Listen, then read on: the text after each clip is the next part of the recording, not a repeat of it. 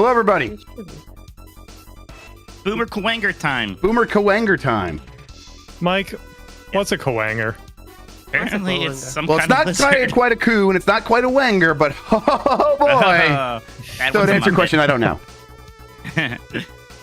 All right, let's see here. That looks good. This looks good. You know what? I'm gonna bring this up. I'll bring this up here. Move you down there. This is how I'm Oh doing my yeah, life people now. wants the fart. We're not. I That's gotta- not The our, people demand Hey, the look. fart. The friends not, get the Not fart. in this podcast. Not Maybe in like this maybe like a. site. What's our next goal between Patreon goal between? We're pretty close to 400 actually, so we should set it higher. Well, at 500, Jeff promised a 100. PlayStation podcast, Maybe at so 4 clearly I that's... did. At 420. 450. At 420, Oh, yeah, I'll let's go, release the 420. fart. Hell yeah. I did, Sean. When did I say that? Fuck, man, I'm an You idiot. forget that you did this like every You 3 do months. say It's a lot of dumb hilarious. shit. It sounds like something I wouldn't say. I gave Jeff a bit of a weapon there. He can't take me to Disney Sea before he takes his own family. Oh to yeah, Disney absolutely World. not. Absolutely not. That would not be good. I said that to you, and you were immediately yeah, of course not. I'm like, oh, thank God. To be clear, I would not expect that. That'd be Yes, no insane. way, not gonna happen. Okay, let's see. Where did I put chat? Did I get chat? That's what I need now. Part might not even be that good. I have to listen to it to make sure it's worth hyping up. I don't know. I don't remember. Real question is, can I remix it for TikTok? Yeah, what if it's a disappointing fart? That would stink. Maybe it wouldn't. Maybe that'd be the. Oh, that would okay. You know, Actually, those don't usually smell too bad. 'Cause it's just all it's just, air. yeah, There's just no air. more. There's nothing in there. It's not coming from the It's poo place. really weird to be last night being man, there's just absolutely no poop in me at all. You're fine. First time in your life, you're not full of shit. Absolutely. I'm sorry, everybody. Okay. He's Everybody, so I'm- fucking funny. I'm sleep deprived and stressed out and a bunch of other things. So just bear with me if I'm not funny tonight. That's actually the Absolutely reality. Don't worry, I'll be fine. Huge He's change fine. from normal. It's a Hell huge no. change from normal. Exactly. Okay. Let's see. This to be even more aggressive now. All right. I just got to test the music then. Let's. Someone turn else up leave that another music. mean comment about Jeff not getting quick plays up fast enough. That'll really help him. Oh yeah, that's the stuff I need. Yeah. Yeah, exactly. Oh, I want to see Oh a my break God. right on air. Okay, there's that. Let me get the correct thing on there. Snap. Because this is the sides. And then that's going to be turned back up. Where's OBS now? Oh, this great time to do a podcast. Let me tell you, this is the hour everybody does podcast. Okay. Perfect, beautiful. You guys ready? I'm ready. I was born ready. Let me think. I thought there was going to be another thing. I hear the music. There's a chance food might get delivered, and I might have to go get it. And if I do, you guys just hop in and cover for me. It'll be Okay. fine. Sure. All right. Sure. Let's see. I'm going to count us in. Mike, you good to go? Ready. Starting in 5, 4, 3.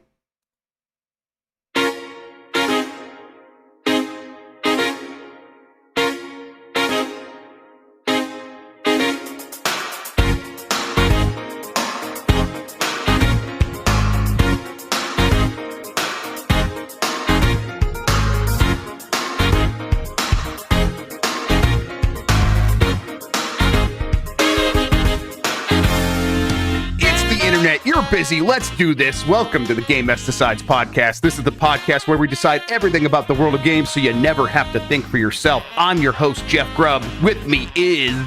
Mike Minotti. In today's episode, Mike is excited about Alexander, Jeff099, and more. But first, Mike, how are you doing? I feel great. Much better than yesterday. Yesterday was not fun. I told you drugs rule, man. Don't take drug advice from game journalists. You're not yeah. taking it from games journalists. I don't know who you're gonna talk to about it. Yeah, no, the colonoscopy went very well. They seemed pretty happy with what they saw. I mean, who wouldn't be? But and yeah, I got to catch up with the Nintendo stuff for the most part. I got to watch the PlayStation with you. I'm gonna order a pizza later. I'm feeling happy. Very excited for you. You had that cheesy burger, and that cheeseburger hit the spot, right? Oh my God. So yeah, there's a place around called Sept Burger that does like the smash burgers, where it's just like you smash the burgers, you put the cheese on it, you get that burger sauce, and you put it in like wax paper, so it just all becomes one thing. It's just this glob of melty meat cheese, and nothing's better. Nothing's better. Oh, that hit the Still spot. don't know if I've had a smash burger, Mike. Oh, it's the best burger. Yeah, you've told me a bunch of times I need to go get it, and you always convince me, and then somehow you know what it is? I think I'm mostly onto the chicken sandwich phase of my life. I'm getting older. The red meat thing. It's like burgers are still delicious. It's just it's a very much a sometimes food these days. Absolutely. I rarely have, but that's why I had one now. Exactly. It's like, well, I haven't eaten for like 24 hours. I'm gonna get a fucking cheeseburger. Okay, so I'm gonna find a special occasion. I'll have a smash burger here real soon. Yeah, it was a busy day. There a lot of stuff happened. 2 events. We covered it. You said you mostly caught up on Nintendo. We'll talk about it here in a bit. But yeah, back in the loop. No, do you still feel loopy after your whole thing with the drugs? I don't think so, but like I thought I didn't feel loopy when I got home. Then I like got on the call and I started talking. I was like, I'm saying weird things. So we'll see. It couldn't have been more obvious that you were loopy at that point. But yes, you sound very different now, for sure. All right, good. Yeah, I think it's I took my little nappy nap. My food digested. That probably helped a little bit. Pretty good. Look at this. I got my cup that I got in Las Vegas in the 90s, where I did one of those things where they take my picture and they put my face on hell from yeah. Street Fighter. So have this thing. They were probably using Photoshop back then, right? It was just like no one knew about Photoshop in the 90s. I had that too for Luke Skywalker in Empire Strikes Back, and my brother got it for Indiana Jones in Temple of Doom. So I have that picture somewhere around here. I don't know. Oh, that's fucking like, yeah, because I have 3 of these cups, one for each of my brothers. For AJ, it is on an Indiana Jones, and then Chris is like on he's on some 49ers player, I forget who, not a white one. Incredible. That probably Jerry Rice, maybe. I think it was Jerry Rice. Oh, that rules. That's so funny. Guess where I got mine done, Mike? Disney World. Hell yeah. That was what I did in the 90s. All right, thanks for joining us, everybody. You can get more from Mike and me by joining the Discord at GameMess.net. Give us a good rating wherever you are listening, and hit that like button here on YouTube. If you want to ask a question, you could drop a super chat during the show. We'll get to all of them on here on YouTube before the end of the episode. Thank you to Carlos Ayin, who's Insane in the Rain music on YouTube, for the use of our theme songs. Thank you to One Up vs. CPU for our artwork. You can find more of him at oneupversuscpu.com. We are on Spotify, Google Podcast, Apple Podcast, and wherever pods are caught. Thank you to the mods, and support us by going to patreon.com/GameMess. That gets you access to the private channels in our Discord, the monthly Q&A, which I have to do pretty soon, participation in our monthly game club discussions, 1 month early access to new episodes of Game Mess, Jeopardy, and Columbros, which we're doing a new episode very soon. And of course, all of our shows. Public. Yes, the first episode's public. Still not up on Google. I think it's up on Apple. It's a whole thing. But all of our shows are ad-free in this feed if you go ahead and go to patreon.com/GameMess. Columbros is on YouTube, by the way. It's on YouTube. Yes, that's right. The new episode's up on YouTube. So if you want to watch that, go for it. It's a lot of fun. I finished that episode, so I'm ready to go for the next one. All right. Big news. Let's talk about it, Mike. You know, let's just start here. Unity kind of fucked up big time this week. They're a bunch of idiots. They're trying to charge for installs instead of for revenue that companies make off their games. All developers are mad at them. It seems very obvious that they see something like Genshin Impact making billions of dollars, and they're like, we want more of that money, please. We would like some money. And the way that they go about doing that is, let's fuck over everyone in the world and make us completely toxic, and no one wants to touch us anymore. And that's the solution. It's a bad move. They're probably going to keep stepping this back, right?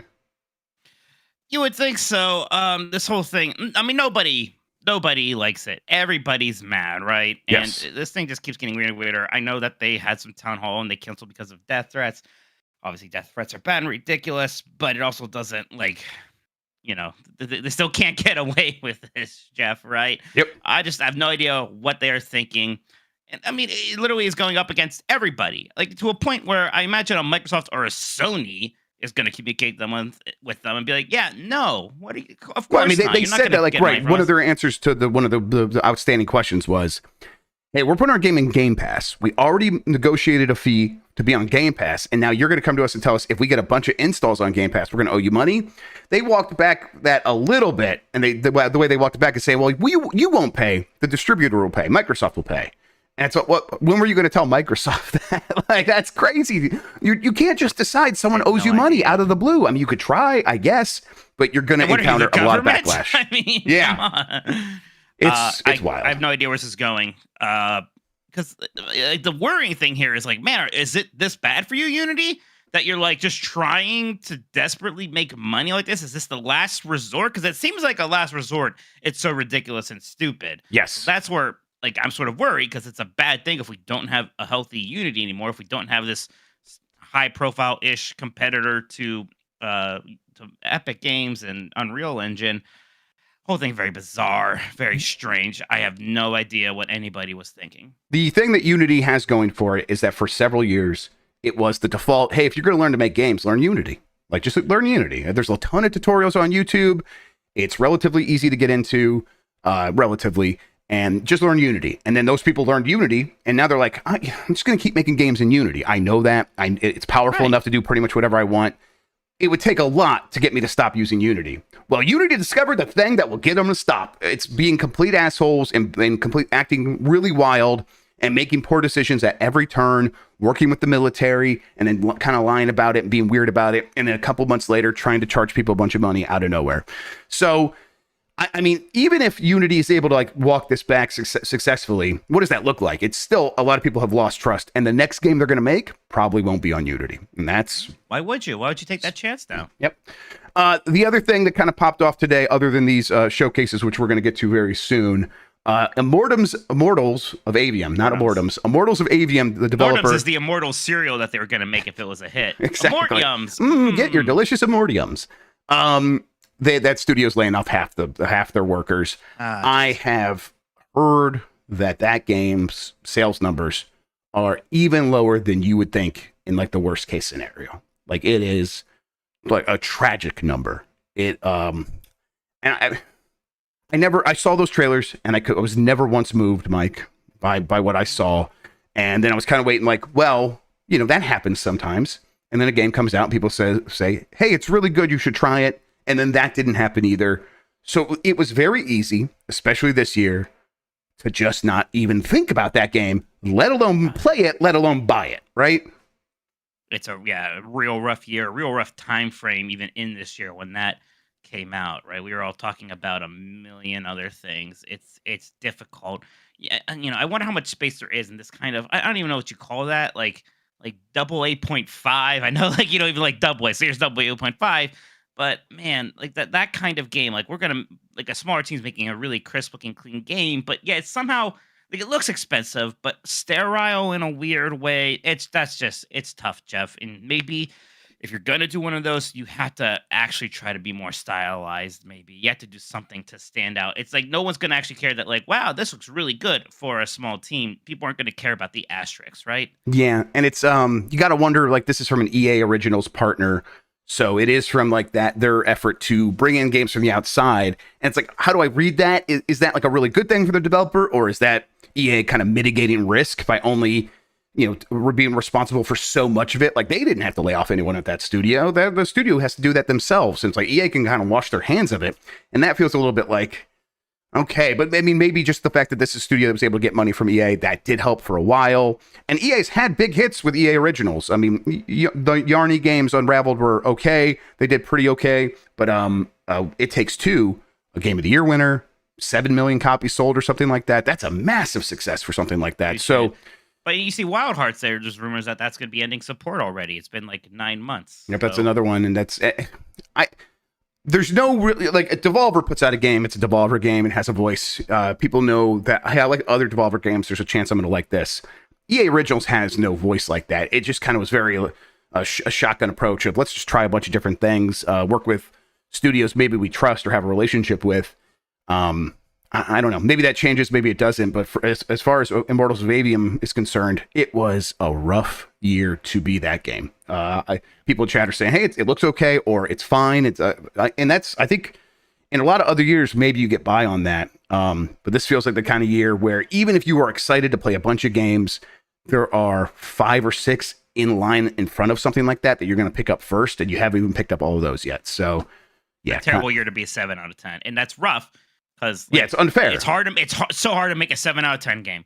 Yep. It's so hard to even do that. Yes, it's a that is a mountain to climb in and of itself, and it's amazing that you're able to put out a game like that. Like, it's impressive that you were able to make a game and release it in any state, and then to have the reception be so muted and to have be faced with layoffs now, it's real rough. All right, Mike.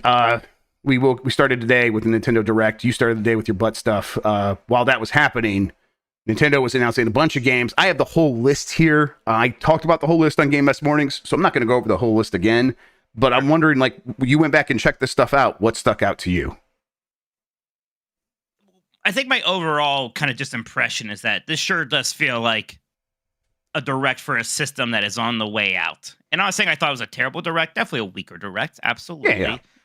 But, hey, I love Thousand Year Door. Paper Mario Thousand Year Door. Super excited that's getting remastered for the GameCube. The fact that that's your one more thing when in the last Direct, you had pretty much a remake of Metroid Prime, and you dump that in the middle as kind of like an afterthought. And now Thousand Year Door is like your big finale. I think that kind of tells you the difference, right? Yes, I think so. And I think the summertime Direct was so for me that this one kind of being like, hey, there's some stuff in there, but it's mostly there was nothing completely shocking. Like a Thousand Year Door. The Thousand Year Door kind of being the thing that they wrap everything up with. Yeah, I think you're right. Did they announce a single major new game that isn't a remaster or remake? No, not really. And I think the argument is fair that, well, a lot of the games they have announced in the last Direct haven't come out yet. It's like, okay, sure. Yeah, you're right. And so here we are. We're getting updates on most of those games, and the updates all looked really good. Even Luigi's Mansion 2 HD, a game most people don't love, a Dark Moon. Also, good job just putting a number on a game that didn't have a number. Yep. Good job. That's the right move. Everybody should do a Dark Moon. I think they're in a situation where it would have been confusing if they called something Dark Moon and it came out after 3 and people are like, wait, is this 2? What are you talking about? So just calling it Luigi's Mansion 2 HD, Dark Moon nowhere to be found. That's the right call. That is fine. But, so we got to see that Princess Peach game now. It has a name. That looks fun. I don't know about Donkey Kong versus Mario.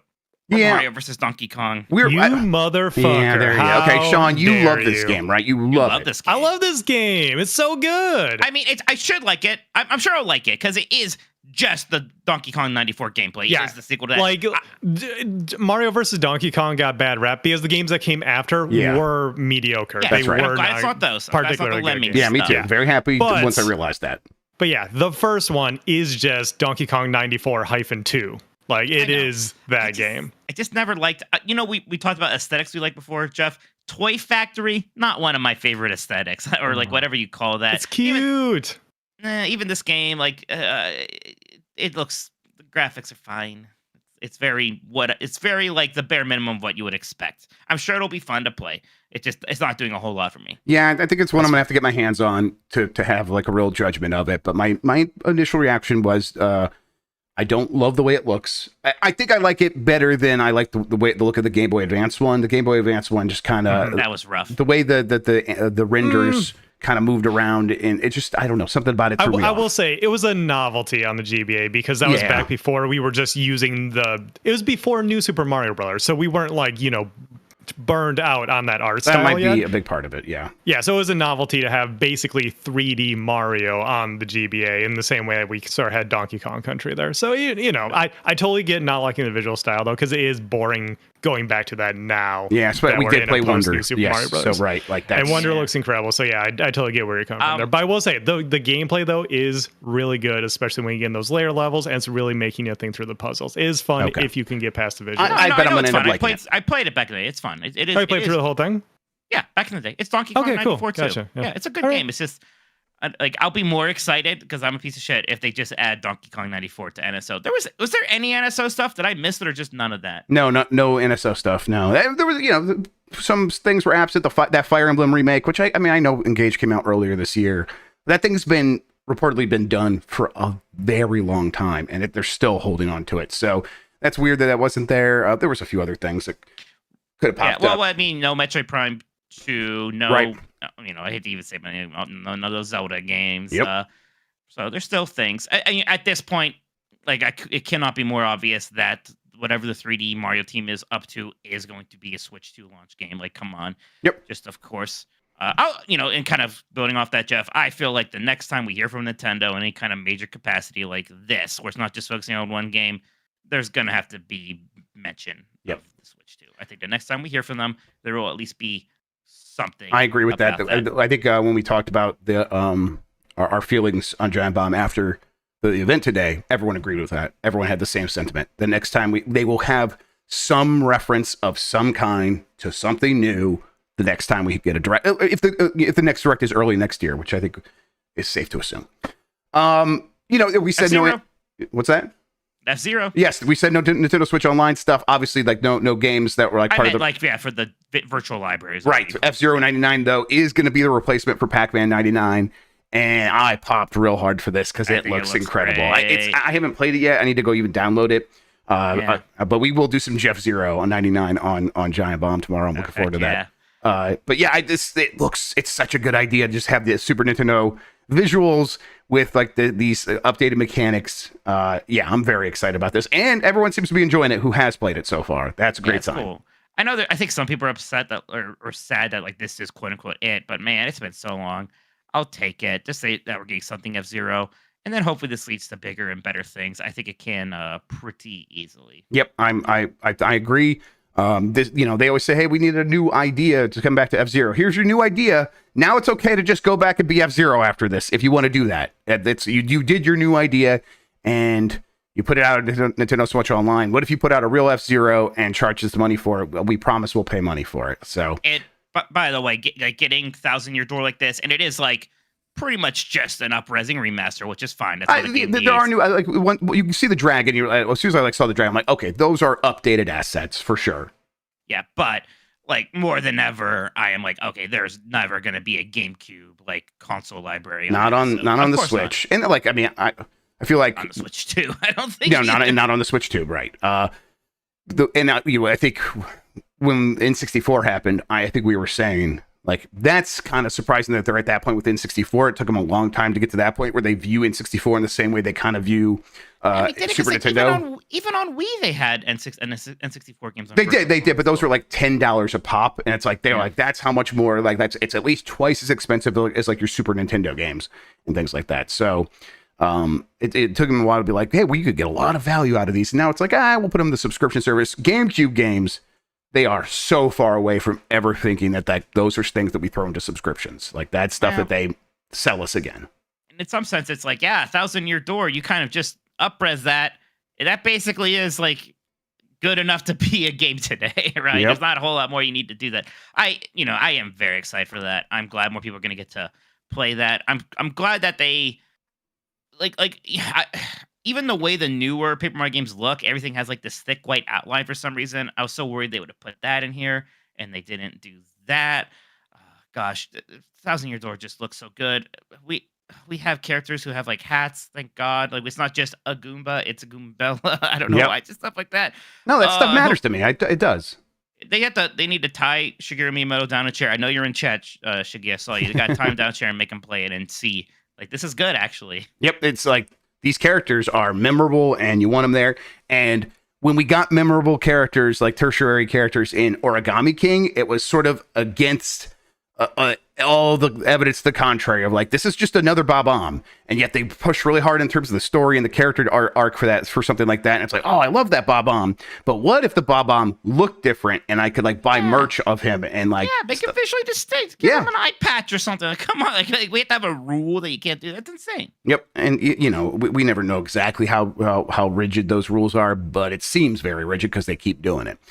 Man, we just have all the best Mario RPGs on Switch. We're getting the Mario RPG remake. We already have Mario and Luigi on NSO, and now we're getting this. Like, man, within the span of like 15 months, like there's just the three best ones. And they're some of the best RPGs of all time. I mean, they're very, very, very good games. The Thousand Year Door getting this chance to pop off on Switch is, you're right, like everyone getting a chance to play this. I can't wait for it to come out and everyone to be playing it, and to hear all these kids talking about this game. I know a lot of the kids did grow up with this because GameCube was very popular with young people at the time. But the GameCube didn't sell a ton, so this will be a chance to really show off. And my hope is, Mike, is that the 1,000-Year Door does so well that Nintendo's like, let's make a follow-up to that one specifically, not just another random Paper Mario game. That's where they need to be. Let's not have some weird rules and overthink some convoluted battle system, and let's not be afraid of experience points. Like, we have to protect the children from experience points. You own Pokemon! Yeah. What are you talking about? The kids love that shit. They love that shit. So, yeah, I hope it's fine. There's some other, weird things. I actually didn't see too much of this, but Tomb Raider 1, 2, and 3 are getting remastered. That's kind of neat.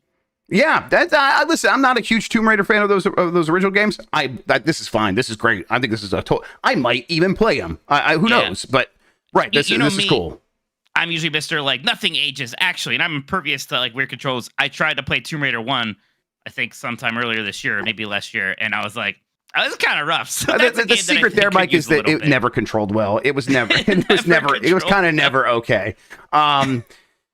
But that said, there is obviously still something nostalgic about those original Tomb Raider games, even if I never loved them. Yeah. Kind of fun. And it's coming out February 14th, which is her birthday, Valentine's Day. Hey, imagine that. What's up with that Vanillaware looking game? Is that actually a Vanillaware game? That is a game made by a developer called Vanillaware. Hey, yes, they it make is. Good stuff. That is Unicorn Overlord. It's a tactics RPG. Man, if I had to come up with a name out of a hat for a new Vanillaware game, that would be one of them. I kind of like it. It feels like you're right. It feels like a Vanillaware name. It looks that Vanillaware, those visuals still popping off, still really impressive to me. It's announced for Switch right now. We don't know if it's coming anywhere else. Maybe they've said since then that it is, but definitely coming to Switch. Their games never end up on PC, and I hate that. It's weird.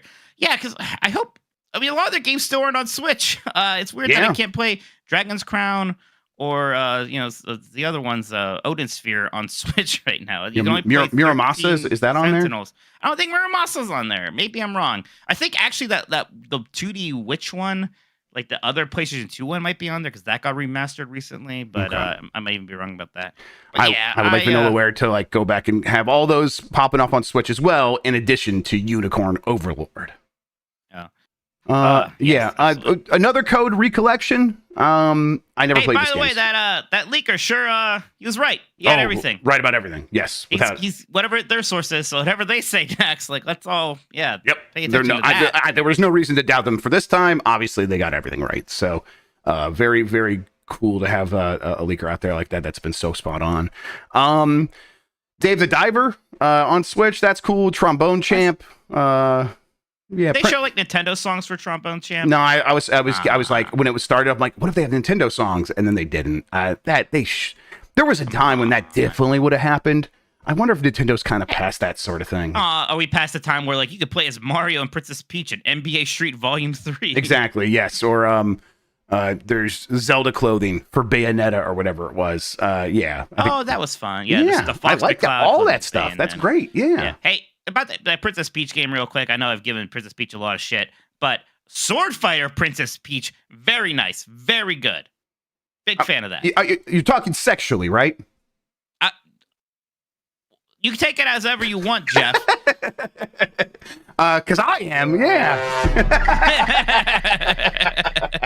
I think that game looks like a ton of fun. It'll be super fun. We said it on the talk over, but they are finally doing what Barbie's been doing for 50 years with Princess Peach and letting her be Princess whatever. Peach has a new hat? Yeah, like Peach could be anything. Peach is not just always a princess baking cakes. She's also a sword fighter and a kung fu master and all this other stuff. It's oh yeah, that's actually a great idea, and that's a cool idea for a game, and I'll be there, and I will be happy to show this to my daughters. Exactly. So I'm very excited for that. That comes out on my birthday next year, and I'm very much looking forward to it. Hey, let's go. Yes. That looks really fun, really cute. It looks very cute. I think my favorite one was Detective Peach, though. I like Detective Peach a whole bunch.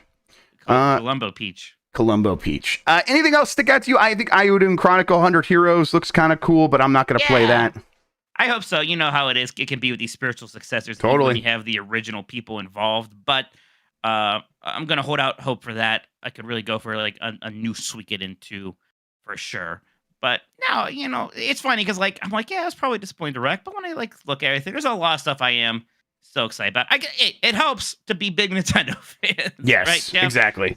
Like the WarioWare, whatever it's called. WarioWare Move It coming November 2023. Yep, and I can't wait. They showed the guy just going with his hands out in front of him, like he's just doing fast Italian hands, and I love that. I'll play a ton of that game, and it's got multiplayer, which is always a really sleeper cool thing in those WarioWare games when you can get it, because it's actually a great party game. So yeah, we'll be doing that every time Giant Bomb gets together. We'll be doing some WarioWare Move It going forward, and absolutely. And now we have those two kinds of WarioWare games on the Switch, and that's fantastic. So yeah. Quick question from Mike before we move on. How amped are you for Daisy Circuit coming to Mario Kart 8 Deluxe? I almost made a really dirty joke. And I will not do that. something butt stuff, we know. No, something, a real Daisy Circuit. Okay. Look, I was going to not. You egged me on.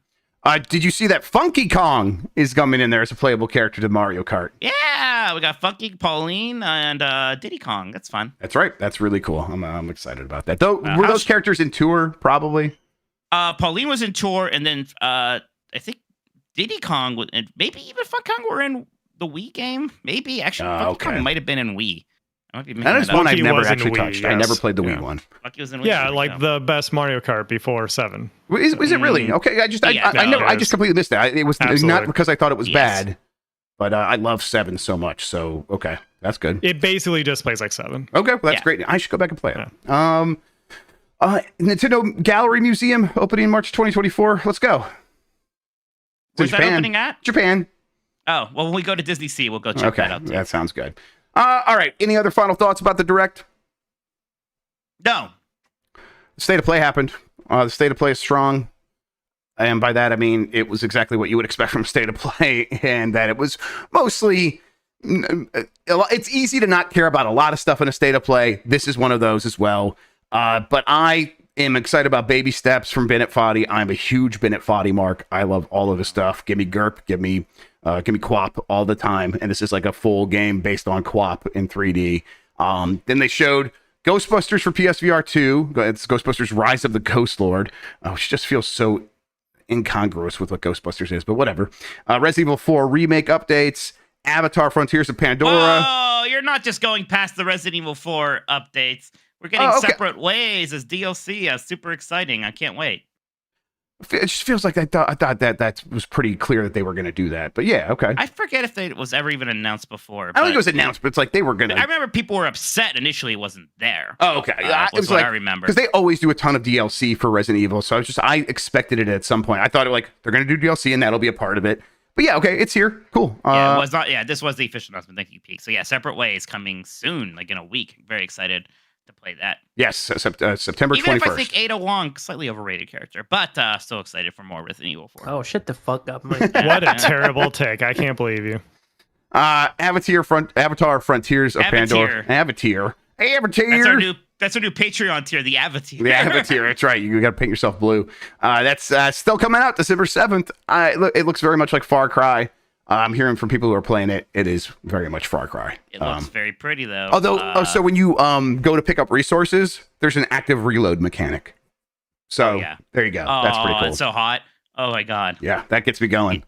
That's fantastic. Yeah, look, I mean, I can go for... That's exactly what I need to care about Avatar. To care about Far Cry again. It's just make it Avatar stuff. Play that song. Show me a lot of waterfalls off of flying rocks.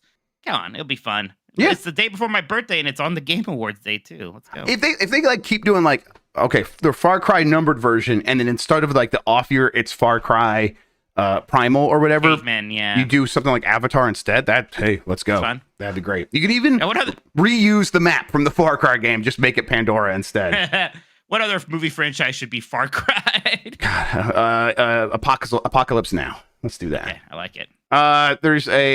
They showed Ghost Runner 2. It's coming October 26th. Nice. Demo's available today. PS5 Deep Earth Collection DualSense controllers, which I did not understand that's what they were showing us. So it was just a bunch of moving DualSenses. I felt high. You thought you were dying, I think. Yes, I like that. Like you said, looking at the face of God. There is red, cobalt blue, and sterling silver, but white colors. So USA. Slightly awkward Ubisoft-style gamers talking trailer for Helldivers 2. Yeah, that's about right. That's right, brother. Bringing it back. Let's go for B. Hey, Let's capture B. Stay frosty. 10-4. Hey, Helldivers 2 is probably going to be good and fun. It is probably hard to get that like what feels fun about it out of a trailer, which is probably why when I saw the original Helldivers, even I was like, I don't know about this. And then I finally played it, and now I'm into it. But we'll play Helldivers 2 when it comes out February 8th for PS5 and PC. Then we got to the Spider-Man 2 trailer, Mike. It looks like more Spider-Man 2. It's what we keep saying about this game, and we feel bad about it, right? Yeah, because like I know I'm gonna like this game. I know I'm probably gonna be impressed with this game and have a lot of nice things to say once I play it. Like for some reason, I get like a little bored watching trailers. I'm like, yeah, I know it's Spider-Man. It's gonna be fun.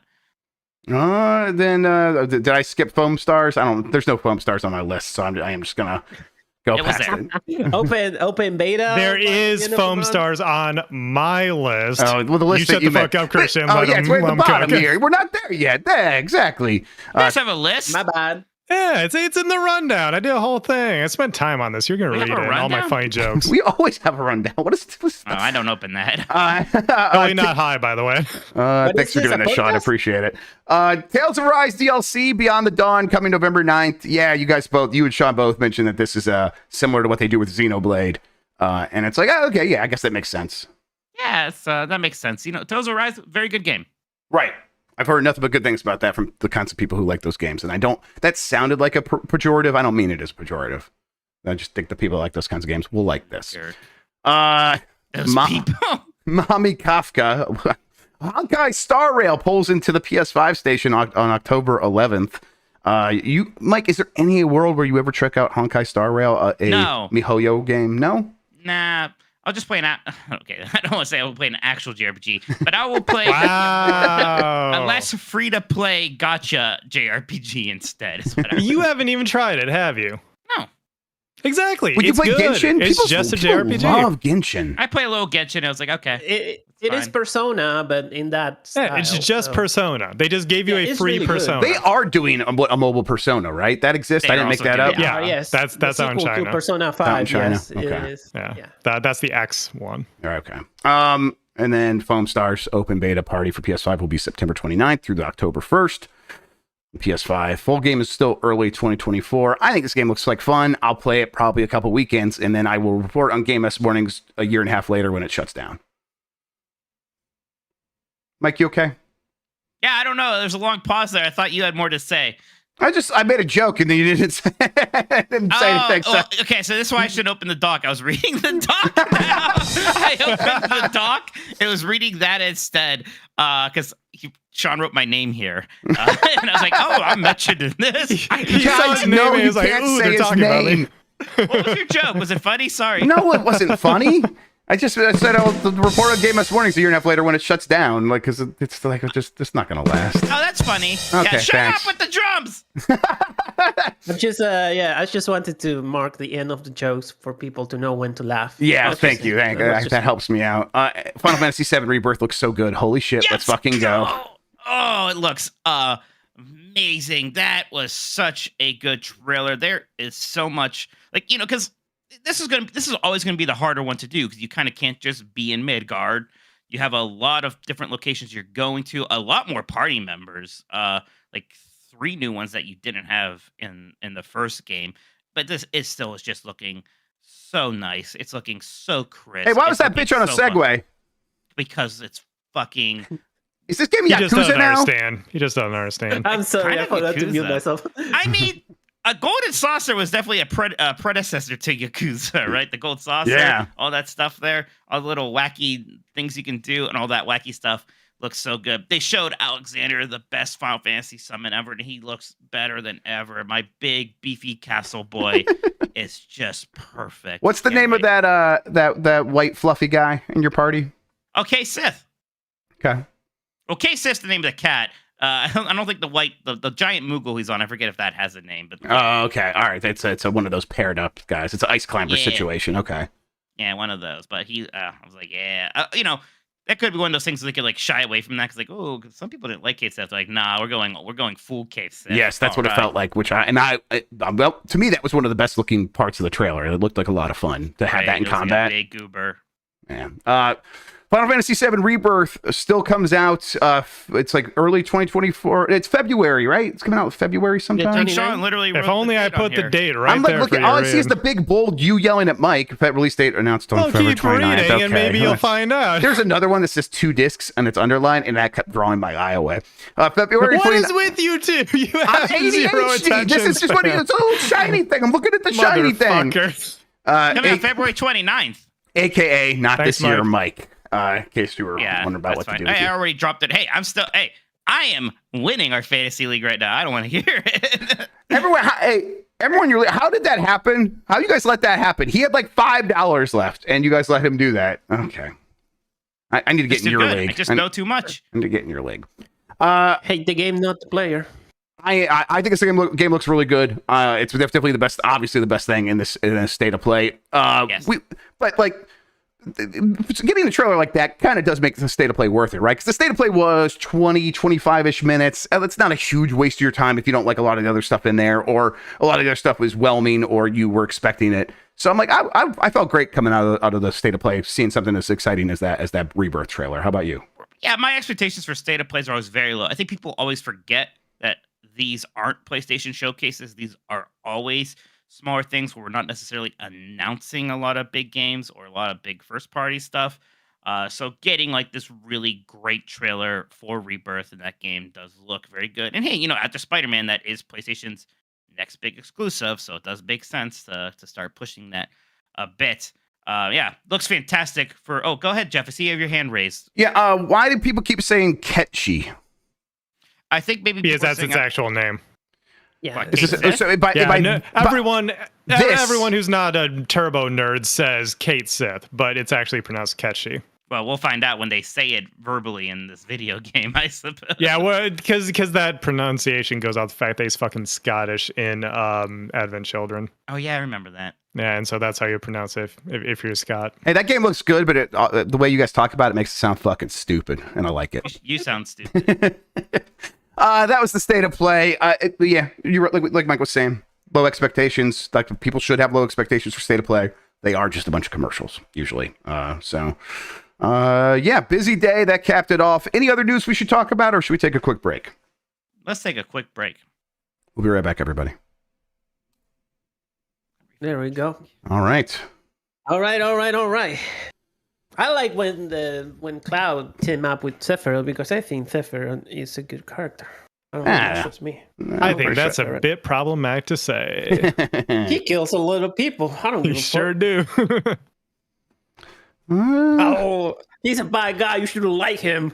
He's a bad guy. That reflects poorly on you. Yes. Okay, I do feel that way about people who are like, I got an Empire tattoo from Star Wars. Exactly. Well, but that's different. Why? Yeah, they're space Nazis. I don't judge anyone too harshly, but I do like hit the sus button for me. When you're like cosplaying of a space Nazi, that's I'm like, it's a bit. Keep it on the low. There it is. Thank you, Sean. Yeah. Okay. Very good. When we get back, everybody, we'll start reading the character. super chats. Got a bunch in here. Thank you, everybody. Appreciate it. How does everyone feel about this start time, 6 p.m.? I would like to do that normally going forward. Oh, I love it. Okay. Chat said you love it. Might try to do it, but it just depends. Because it's like when the kids eat, and I always feel bad if I can't help out with dinner. But fuck you, man. Why do you have to use your children to like guilt me into like, you know what? Yeah, why do you hate fed kids, Christian? Why are you a good dad? What the fuck's up with that? It sucks. Wrong with you. It's such a problem. Right, I'm back. Okay. I can't fix him. I'm gonna fix Sephiroth. I'm gonna make him a good boy. He was hurt. Do you think do you think these games are gonna try to fix Sephiroth? No. Probably. Hell no. He's still the big bad. Yeah, he was fighting with Cloud side by side. Yeah, but yeah, they always do that, Christian. It's in the story. Aquaman's stepbrother is now now one of the good guys in the new movie, Aquaman 2, The Search for More Aqua. Who? Wait. Everybody loves a Vegeta. Everybody loves a Vegeta. I do love a Vegeta now. Didn't I just Vegeta. say on the Oh my last show we God. did that Vegeta fucking sucks? You did say it, and Vegeta yet is I so love Vegeta. cool. What the fuck are you talking All about? right, we gotta get back to the show, aren't we? Yes. Alright. Yep. Okay. Let's bring it back in right now. We're back. Mike, read super chats. Okay, since you asked so nicely. Look at that. Jez C says, is Columbo code for a Scalebound reboot? I think this was a reaction to the Columbros premiere. Yeah, absolutely. Everyone get your Scalebound merch back out. Put your Scalebound hats on. You're true believers, and we continue to be true believers over here. Do you think they have Columbo across the pond? Actually, no, we asked somebody about this. Did we ask Lucy or Tam about this? Maybe they said they saw Columbo. Yeah, I can't remember. I think so, yes. It was probably like playing on Sky or some shit. I don't know. Sky TV, let's go. Slay McAwesome says, when will we hear the fart? God bless Mama Minotti. We'll see. Mike, should we like stamp this out? Are people going to hear the fart? Because you don't have to play the fart for everybody. You just want to play it for us. It's to be determined. I haven't like listened to the video yet. I don't even know if it. Okay, so everyone, don't assume you're going to get to hear the fart. All right, this could be a private thing for me. It could be just for friends and family. A private showing. He's going to have everyone over his house, like when George Lucas showed Star Wars to Steven Spielberg for the first time. Okay, keep going, Mike. Sorry. Major Blaze says it's been months, but I predicted F-099. Well, hey, good for you. Yeah, that's a good idea. So I'm glad you did. Jackie G says, "Where's Metroid Grubb lies again?" Yeah, God, I wonder when they do actually pull the trigger on that. I know that like with Nintendo, it's never decided until they for sure like last minute kind of. Well, yeah, we actually will do that now with these games that they're holding on to. So who knows when that'll drop? Maybe they want to do another like Shadow drop right in January. Maybe right then. We'll see. Who knows? Connell Wood says, if you were told one of those presentations were for a near-dead system and one's for a system barely half in, you assumed it was the reverse. Yeah, but again, like the PlayStation State of Play is not a PlayStation showcase. We know what the State of Play is at this point. Yep. Yeah, it's a smaller thing. It's kind of like they're not great about making that known, I feel like, so it's kind of their own fault. Yeah, definitely. And if you want to criticize Sony for it, go to town. We voiced those criticisms before. I'm not going to say the same thing over and over, even though I do that all the time. Dirk says, was good to see the Tomb Raider collection from Aspire. Between the Star Wars KOTOR stuff and recent Embracer news, I was starting to worry about them. I didn't realize that was Aspire. Yeah, they're good they were like the Apple port company for a very long time. Like if a game was on Mac machines, that was Aspire. So maybe this was just their new thing, putting stuff on Switch. Shigeru Miyamoto says, Mike's butt procedures give me tons of new ideas for games. Please be excited for updates coming soon. Perhaps I'll tell my cool friend Chris. When I was a child and I was exploring caves, this reminds me of that. Devon Greedy says, so Jeff and Mike, it is time to tell us what leverage you guys have on Nintendo that they are releasing remakes that you do like a lot. It's GameCube time, basically. Yeah. Although we also are getting Mario RPG. I think we just have good taste. I think it's the good taste factor. It's like Nintendo just agrees with our taste exactly because we're right. Paul Gale Network says, how would you like a Dreamcast/GameCube $80 NSO tier? I mean, if it's Dreamcast and GameCube and Nintendo, they could charge me $100 a fucking year. I would pay that easy. Not happening, but I pay it. Pretty Dude says, so this was the State of Play / showcase that I was told that Sony is holding back stuff for. Also, Square and Insomniac really carrying the PlayStation 5 at the moment. I mean, I tried to tell people back when they were talking about, hey, there's going to be a second showcase this year. Everyone look out. It's going to happen in September. I'm like, State of Play. It's going to be a State of Play. And it was a State of Play. Like, I've never heard one word about another showcase. And then, this is, I don't know. People got to stop getting their hopes up for that stuff. Betrayed says, ooh, mommy, umami, that Final Fantasy VII Rebirth trailer owned bones. Cannot wait to play that. It looked so good. And I like PlayStation fans should be pretty happy with that. Come on, like these are the kinds of games you bought that system for. I guess, but I guess there's a lot of people who are like, I don't like Final Fantasy though, and it's like, when I didn't even play the last one, I didn't even beat the last one, so it's like, but Final Fantasy VII Remake is really good. It is like the best PlayStation 4 exclusive. I think it is. Yeah, I mean, for me, it's like between Spider-Man and Final Fantasy VII Remake, and I would probably give the edge to Spider-Man personally. But I could, yes, I really like Uncharted 4 as well. But like, I played a ton more Final Fantasy VII Remake than I ever expected as someone who doesn't like love Final Fantasy because it's really good. We didn't talk about this too much, but do you think Square Enix is in like real trouble. Their financials said that they lost $2 billion since the release of Final Fantasy 16. Now, they're not, at least my reading, it's not necessarily they're saying it's Final Fantasy 16's fault. It's just since then. And it's like, look, Final Fantasy 16's not enough to make up for the fact that we did a Forspoken and 3 like mid-tier Switch games that nobody remembers, and things like that. Yeah. So What's your reading? Yeah. So what happened there is that Final Fantasy 16 was built up. It is the new Final Fantasy game. It's the new number Final Fantasy game, and it's the new Final Fantasy game from the guy that made Final Fantasy 14 the biggest thing from Square Enix ever. And so the pricing of the stock price was like the excitement for Final Fantasy 14 is built into that stock price. People expect it, and so that like the future growth of that stock is not going to come from Final Fantasy 14, sort of no matter what, except for maybe occasional times when it's like, this is the most people who have ever played this game before. It's happening right now, and it'll get a slight bump then. But that's expected of Square Enix at this point. So they need other areas of growth, and that's where you come back to, well, they're making another Final Fantasy game from the guy that made Final Fantasy 14. So we are expecting big things from that. And so those expectations got built into the Square Enix price. And then when Square Enix comes out and says it was a little bit, it didn't do the high end of what we were expecting, all those people who are like buying Square Enix stock at an inflated price, expecting it to be even bigger, like, well, now I got to sell. This is it's just going to go down. Why would Square Enix say if it met expectations? Why do you have to come out and say, but it didn't meet the high end? You're not allowed. You're not allowed to lie to investors. So I assume that is them just being brutally honest because they have to be. Yeah, I mean, I think they're also like looking at their numbers, and they need a story to tell about their numbers. And maybe you're right. Maybe they could phrase it in a way that's like, it mostly met our expectations, and we're hoping it's going to do even more going forward.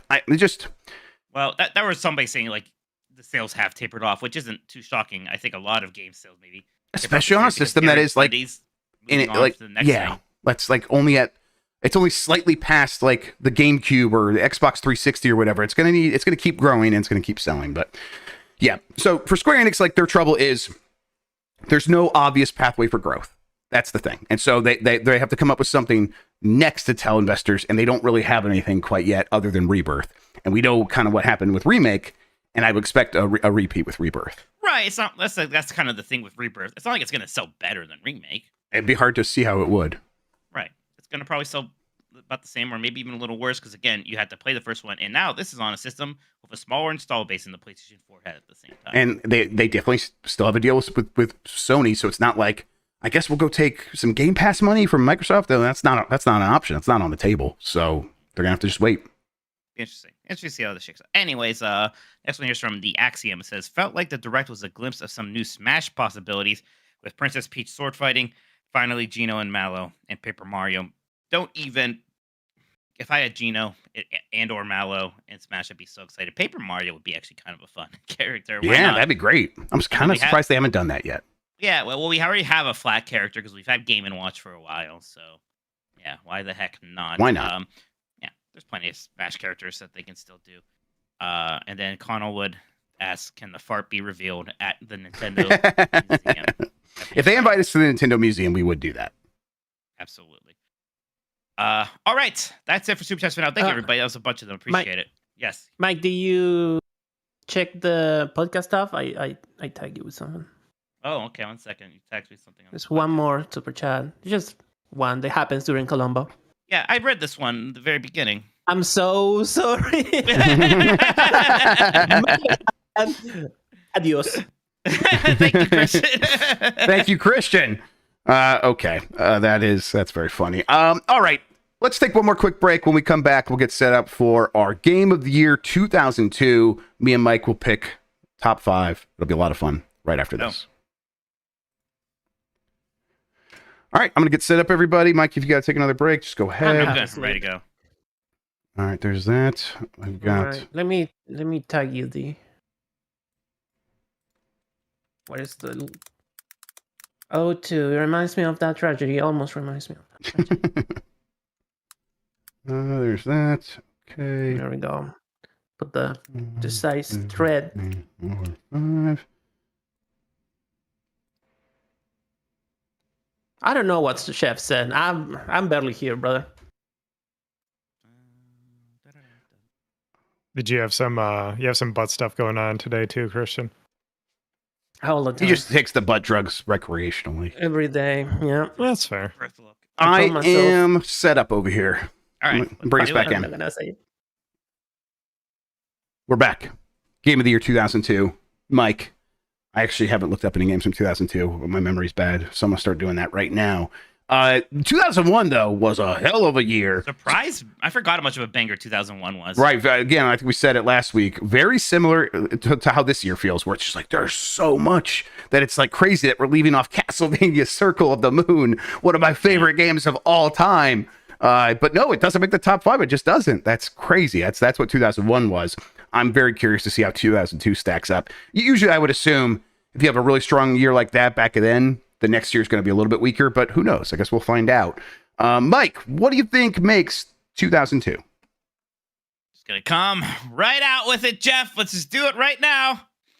Kingdom Hearts released in 2002. Does that mean we had to meet your parents? I still really like Kingdom Hearts. Look, this is a list for both of us. I'm not saying it has to be on anything, but I played through Kingdom Hearts again just last December. I still think it's a lot of fun. I think it was actually really interesting how it combined action RPG elements with platforming in a way that hadn't really been done before. And look, it made a really silly, stupid concept. Like, let's just do Disney plus Final Fantasy. And It's Donald Duck for real. It's Donald Duck for real.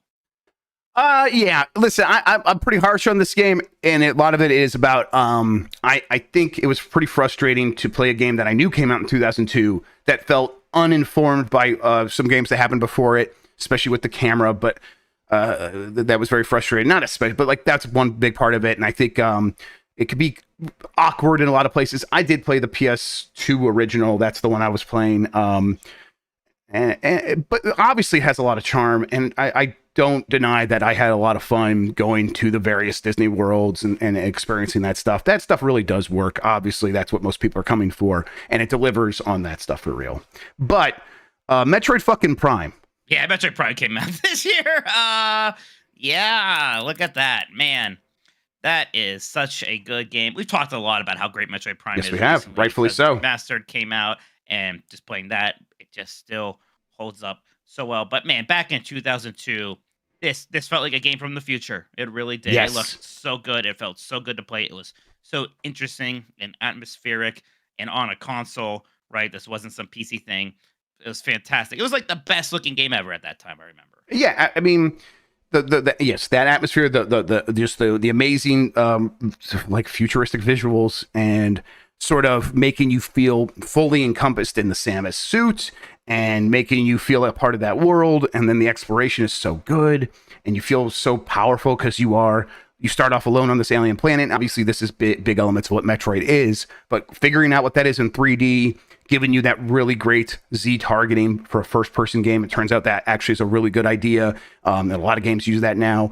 Yeah, that it was just all around such a well-conceived game, and then the execution is better than almost any other game has ever been executed in terms of having ideas and getting them out there. And then great music. Yeah. And then that remaster comes out this year, and it just holds up on every level. It's an amazing game. Luckily, we're spared. Wind Waker came out in Japan in December 2002, but not in the US until a little bit later. All right. Well, we can talk about that next week. Flood this with GameCube hits. Although Super Mario Sunshine did come out in 2002, and Super Mario Sunshine is good. Obviously, it is like the one 3D Mario game where I'm like, I don't know. Actually, this is going to be in the top 5 for its year. I don't know. This is maybe the only time where I'm like, I think a better 3D platformer came out this year, and it's not the Mario game, and that would be Ratchet and Clank 1. Yeah, I think Ratchet and Clank 1 would be better than Mario Sunshine. Actually, I still like Mario Sunshine a lot, and I say this all the time, but boy, like playing it in that All-Star Collections in between 64 and Galaxy really did kind of open my eyes to what is wrong with that game in terms of kind of like the performance not being great, the mission structure being a bit sloppy, a lot of the repeated bosses, just kind of some annoying challenges. Now, some of it does well, like the vibe, the aesthetic. I love the idea of just going all in on the tropical stuff. I think Flood is a lot of fun. That does a lot of really interesting things for the platforming. but it has problems. Sorry, I'm just incredibly hurt over here and reeling because Kevin in chat says 3D Mario didn't get good until Super Mario Odyssey. Yeah, just throw Super Mario Galaxy 2. Yes, exactly. Just a terrible game. Okay. Yes. But Ratchet and Clank is Ratchet and Clank. very Yes, that sounds good. Resident Evil Remake. How do you feel about that? that game. Freaking I love Resident Evil Remake. Resident Evil Remake is awesome. It's so much fun. That was another just like this game looks really good. What I like the pre-rendered backgrounds, and this game had maybe the best looking pre-rendered backgrounds ever. Yeah, they do hold up to this day. Like, yeah, obviously the games they still just released that version basically. It's HD versions of it, but those backgrounds could be made HD because they did such great detailed work on them. Oh, right. And like, even today you buy this on Steam, it's the HD version. It still looks very good. It looks incredible. A very good looking game. This was also, at least in my memory, one of the first like remakes that was really interesting in terms of like, yeah, like we're remaking the game and there's going to be a lot of familiar stuff, but we're going to kind of play with the fact that this is a remake and have some surprises and take sections that were tiny in the other game and really expand on them and make them a lot more interesting. Just, God, really, really good stuff in Resident Evil Remake. Let me see when this game came out real quick. Sure thing. And click on the Wikipedia button here. Okay, shwoo. Nope, that's next year. All right, it was Beautiful Joe is what I was thinking of. Oh, interesting. That's 2003. Yeah. Okay, so what else do you have for 2002, Mike? Okay, so Warcraft 3 Reign of Chaos. This was a very big deal, RTS. This is the one that made the hero units a big deal. And from this, you get Dota and League of Legends and all that other stuff. I always say I'm not a big RTS guy. Even I really understood the charm of this game. This is the game that also made the Warcraft lore really interesting. It's because of this game you get a World of Warcraft, right? Just really fun campaign with the 4 different factions to play as, and they're all very different, right? It kind of feels like an expansion on the ideas in StarCraft there, and all of them are really fun.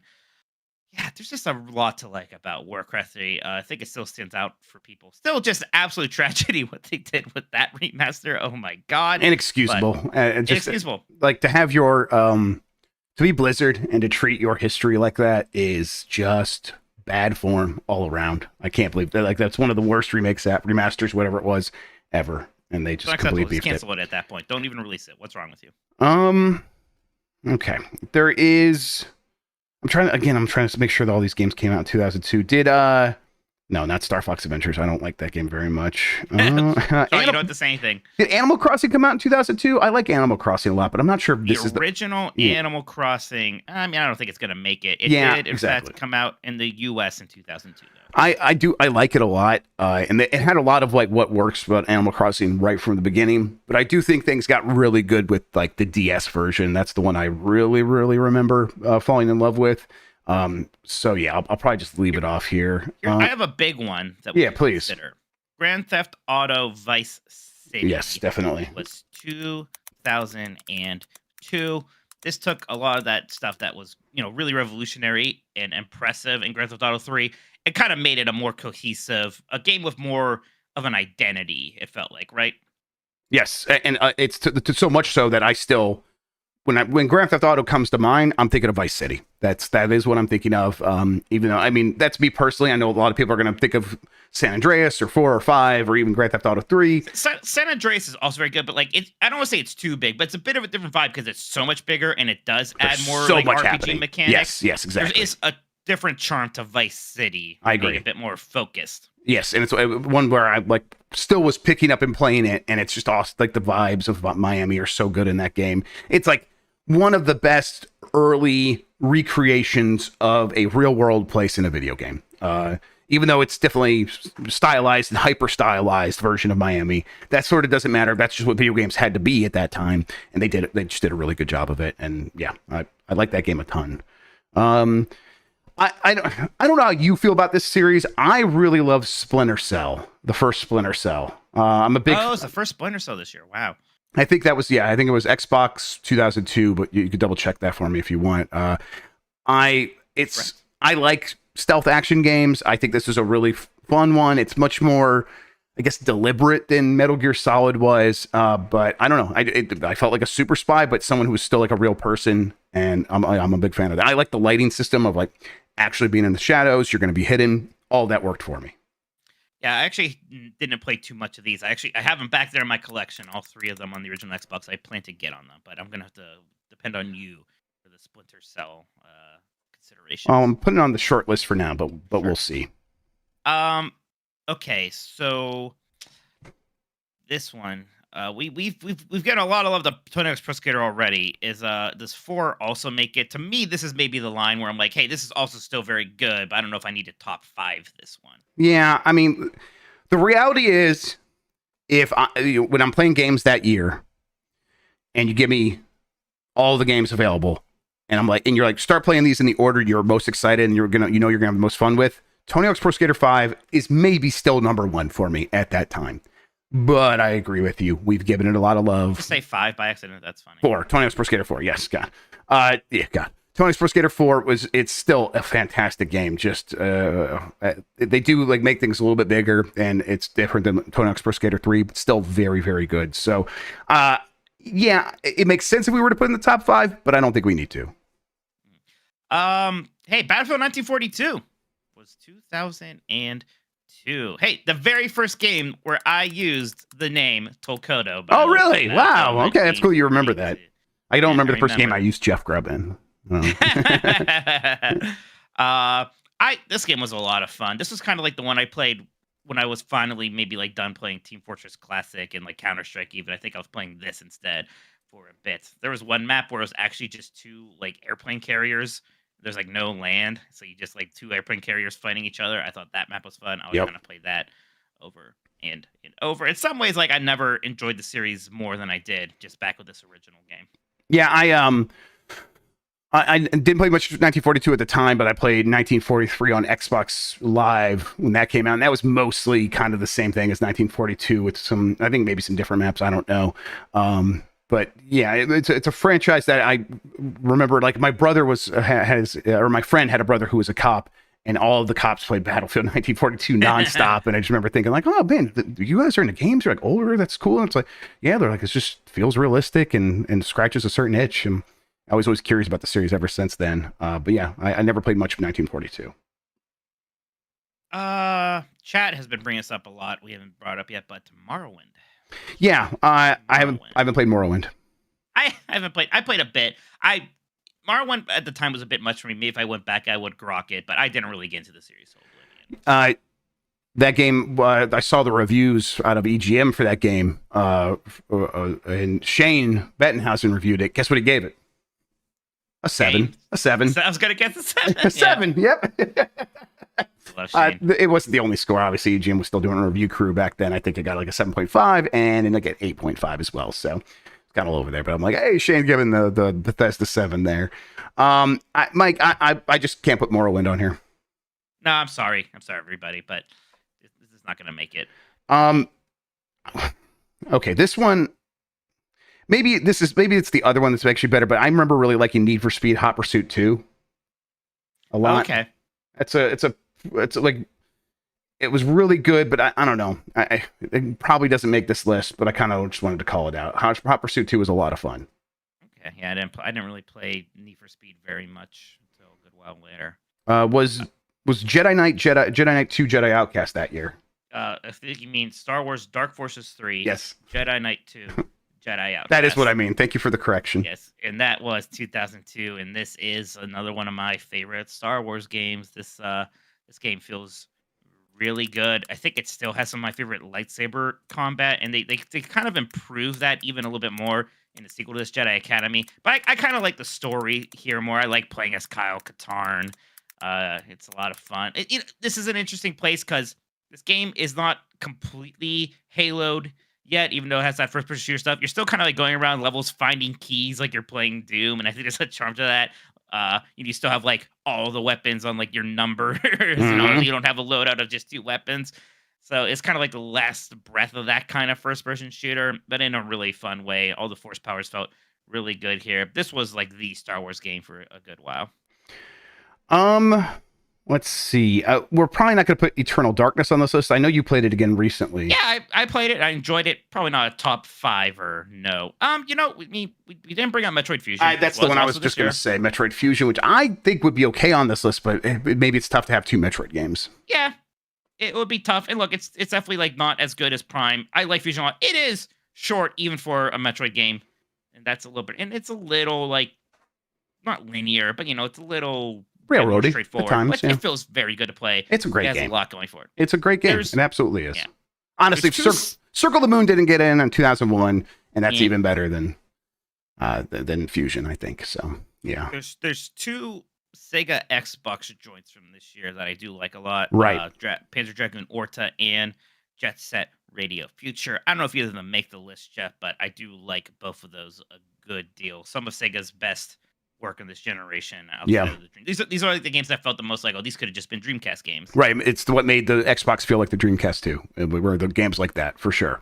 They probably don't make it. Probably don't make it, but I just wanted to shout those out.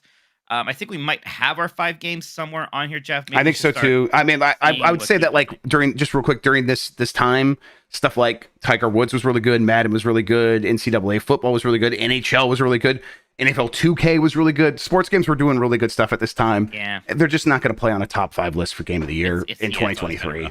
Yep, exactly. Okay, then let's get started. Metroid Prime is number 1 with a bullet. Yeah. I'm just going to move. Prime's number 1. There it is. It's just kind of, there's no question in my mind about that. There's no question there. Sorry. Yeah, and that's really the one that really matters to me. So for the rest of this list, Mike, I'm okay with putting Kingdom Hearts, just maybe not at number 2. Yeah. If you need it, it's fine. Okay. Well. I mean, I don't need Kingdom Hearts at number 2. Okay. Yeah. We don't need to be that ridiculous. You want to see what the Discord people thought? Maybe. Yeah. We'll do that right now. Let me just get that up real quick, everybody. I'm gonna have to look. I don't even say Kingdom Hearts maybe doesn't have to make the top 5. Maybe not. We'll see. Just give me a second, everybody. There we go. Okay, now I'm gonna bring it up right now. Podcast stuff. I'm gonna take a drink out of my Mike Minotti Street Fighter 2 drink. So Kevin says Kingdom Hearts 2 was better and was way better anyways. I used to think that, Kevin, for sure.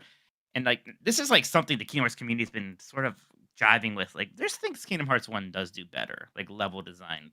There's explorable levels of Kingdom Hearts 1. Kingdom Hearts 2 is much more corridors of enemy encounters. So there's some stuff Kingdom Hearts 1 is better with. I think when I started up Kingdom Hearts 2, I was so frustrated by the beginning I couldn't get past it. You had no chance of that. Yes, there was no chance. Okay, got the community here. Alex says, I play a game in the Kingdom Hearts franchise almost every year, and info dump in the Discord anytime one of these poor fuckers mentions it. Genuinely love Kingdom Hearts 1. Let's go. Crouching Boomer Hidden Zoomer says, I have to bring up the greatest GameCube sequel to a top Nintendo property, and truly the best of its class in exploration, atmosphere, and gameplay. And it's blanked out here, so clearly they're going to say Metroid Prime, right? It has to be. What do you think the joke is, Mike?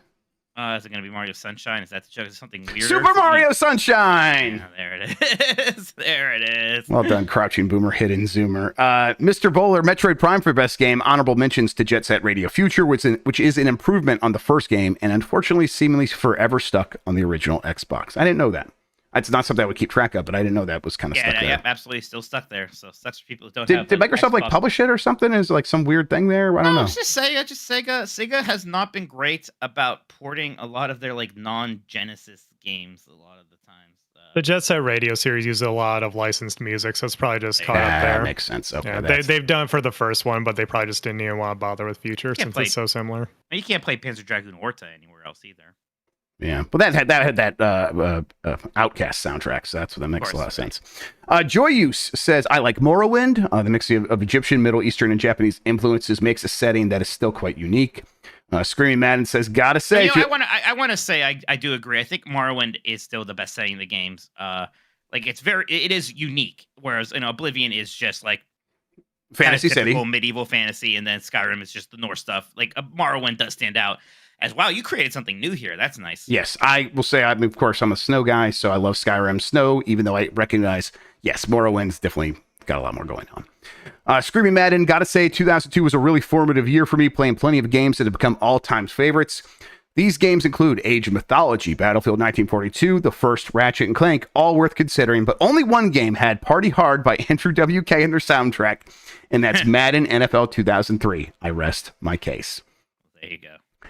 Chaos Buckaroo says Metroid Prime, how did they make this way back then? I mean, even at the time, the reviews were like, this game feels like it's from 5 years in the future. Like, that's literally what the EGM review says. So, yep. Miracle game. So good. The new Vegas Wolf 5, the best thing happened to the world this year. I was born. Jesus.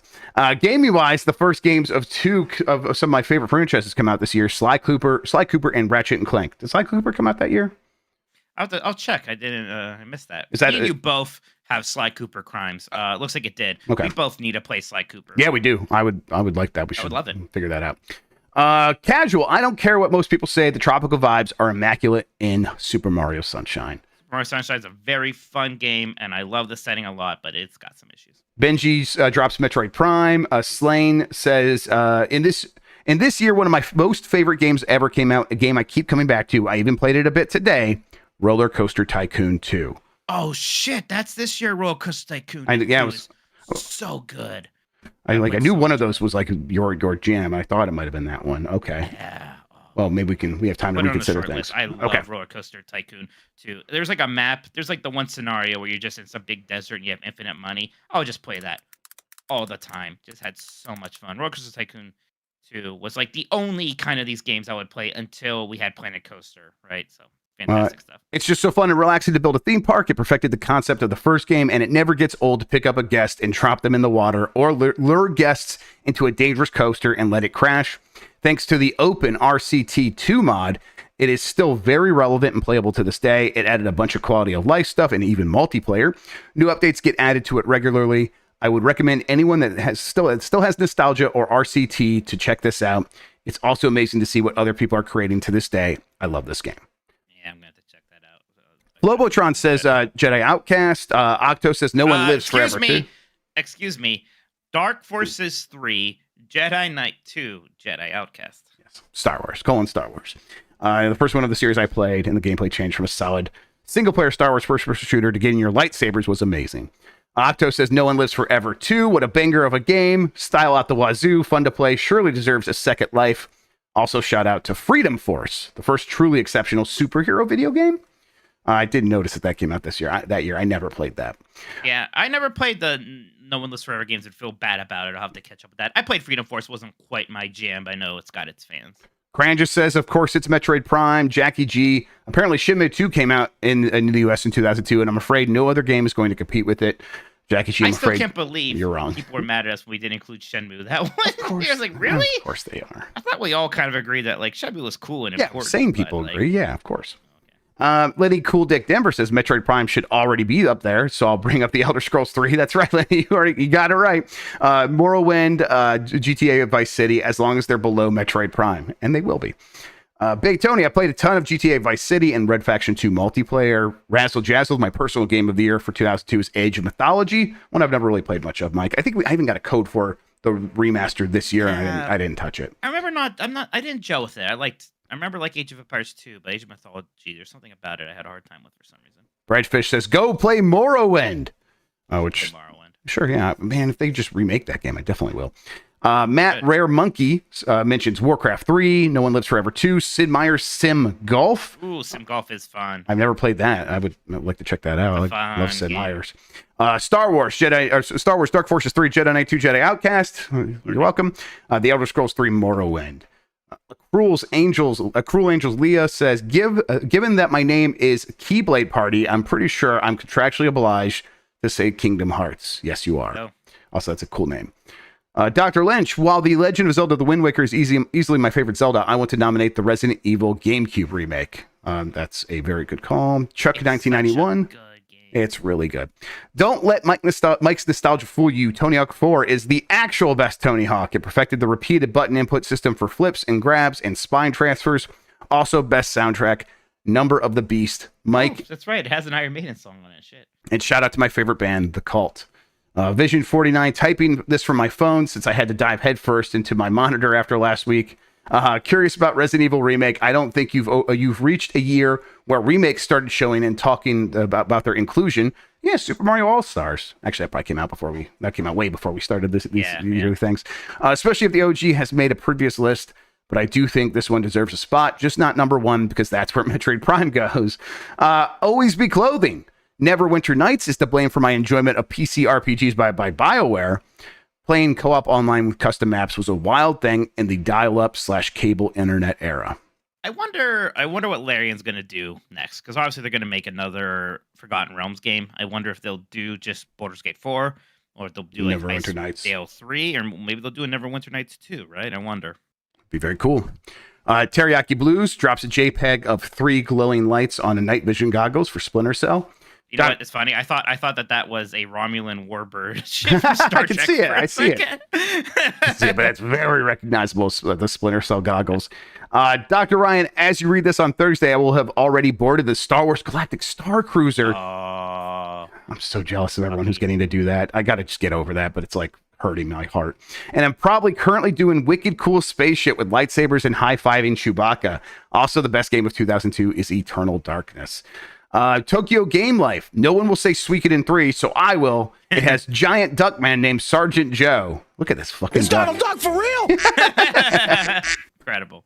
Super Harmon might be a bit early for the series, but boy, did I play a lot of this game without actually finishing it. It's great proof of concept that this style of game could work on console and presents a rich, magical fantasy world that Bethesda moved away from in the 2 games that followed, going for a more grounded approach. That being Morrowind, of course. Fish and Love says my vote would go to Jet Set Radio Future. Bench JC says you can't get better than Kingdom Hearts, but actually Mario Sunshine. It easily follows up Mario 64 and surpasses it. And then a bunch of people have typed NO here. Yeah, it doesn't know. Exodal Adam says, just want to pop in and say that Age of Mythology rules. Got it for my birthday that year and had to wait another year or so until my dad built a computer strong enough to play it.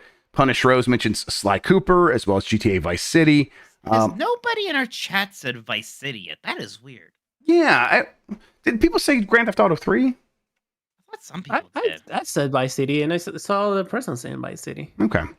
Hospice says, can we add Medal of Honor Frontline just for that opening level on Normandy? First PS2 game to blow me away. That's definitely when Medal of Honor was very impressive.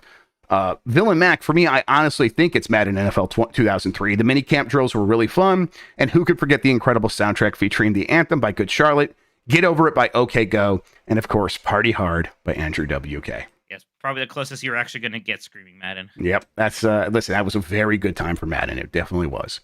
Bobstellation, Need for Speed Hot Pursuit 2 is both the peak of the franchise and the arcade racing era. They took the most popular game and improved it in every way, but their big wow moment was letting you play as the cops, which for young Bob was like another Halo 2 moment of, wait, you can play as the bad guys? That's right, the cops are the bad guys. You got it right, Bob. And opened up another Pandora's box of fun. MonkeyBot 9K says my personal pick has to be Star Wars, Dark Forces 3, Jedi Knight 2, Jedi Outcast, a game I've played for hundreds of hours in multiplayer at the time. That being said, Metroid Fusion is still probably my favorite Metroid. Even though it's very linear, I find its ambience, and pacing to be top tier. Both. Yeah, I think you kind of go tomato on that. Jamie H. Christmas Eve. While it won't make the list, I want to shout out The Lord of the Rings, The Two Towers, but specifically the Game Boy Advance version. Yep, that's a weird one. It's a top-down isometric view, very Diablo-like, with each character having unique pros and cons. I played that in like the last couple of years. Why are there so many top-down isometric games on the GBA? I mean, it was probably just relatively easy to pull off with like the tools that Nintendo provided, I would imagine. Guess so. Fudsack, a sleeper hit for me personally was Red Faction 2, a Total Recall-esque world that had amazing destructible environments and the highlight enemies to shoot through walls rail driver. It was not a perfect game, but it was just a ton of fun to play.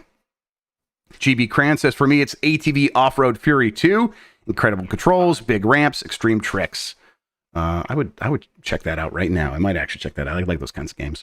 From Taniel, listen, I love Kingdom Hearts, but goddamn, Metroid Fusion is one of the best games from 2002. I agree. Lenny Cool Dick Denver, a bit late to the party, but Metroid Prime, Metroid Fusion, Morrowind, and Wind Waker are all list-worthy. I'll also say Armored Core 3 for the Mexicos out there. Okay. I want to try Armored Core 3. Yeah, and Wind Waker came out in Japan in 2002, 03 for the US, though, so it'll be talked about next week.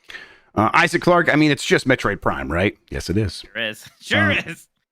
Always has been. Nick Turbo says, "Hey Jeff, video game graphics were only good in the year 1994." Grubb, yeah, they were. And Mike, no direct for me, please. I'll take a camera up my butt. Minotti. Sly Cooper and the Thievius Raccoonus is a fantastic platformer that did Crash Bandicoot style platforming better than Naughty Dog ever did. Oh, it does? Never mind. I don't want to play this then. It wasn't their first game, but it did help put Sucker Punch on the map as not only my favorite game developer, but one of Sony's best teams. Man, is Mario Sunshine the third best 3D platformer in 2002? Maybe we could have maybe we should play all three and decide that.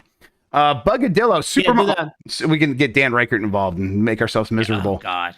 He's gonna be so mad. That's already gonna be his comment, by the way, is that we don't have Mario Sunshine. Oh, without a doubt. I mean, it's terrible that we have to put up with that.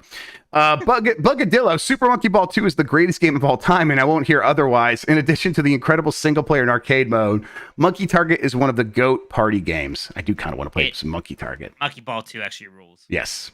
Sasquatchin says Age of Mythology. Chuck 19. Wait, I'm sorry. There's so much more Age of Mythology in our chat than Warcraft 3. That is surprising. Yeah, that is a bit surprising. Huh. I mean, we do have a lot of fans of the age games. They've been coming up in these discourse a lot when we've talked about these best games of the year. Chuck 1991 says Sonic Adventure 2 Battle. Wong Gifts says, what is this? Divine Divinity? Okay. It's probably Wind Waker and Suikoden 3 had a character called Fubar, but my vote goes to Divine Divinity, which had great Diablo-style combat married to a cool story, world design, and the kind of Larian do-it-your-way gameplay that would reach its apotheosis with Baldur's Gate 3. I vaguely remember this. That is like, man, this is the kind of the shit I live for. Like, remember Divine Divinity? Yeah, I don't remember it. PC? Now I'm like, it's kind of awesome. Yeah, look at that cover. Clink. It was Larian. Oh, it was literally Larian. Okay. It was Larian. Holy shit. Okay. Wow. Oh man, now I'm very curious to go back. Oh, right. Divine. Or Divinity. Yeah, I mean, Divinity. Yeah. Okay. Oh. Holy shit. Wow. Okay, that's wild. This is my one chance to talk about Ratchet and Clank as the next couple of years. Huh? It's Clink. I don't think you said it was Clink. Yeah. Okay. This is from Clink. This is my one chance to talk about Ratchet and Clank as the next couple of years have come or have some really heavy hitters. Is the first one the best of the series? No, it's missing a few mechanics introduced later that really caused it to shine, but the original still stands up as a rock solid example of what if we give a mascot platformer not just a gun, but a lot of guns. Mark says Metroid Prime, Jedi Knight 2, and Warcraft 3. Ezipsis says, for me, it's Resident Evil for GameCube. The game still looks amazing. The music is just so good. That is correct.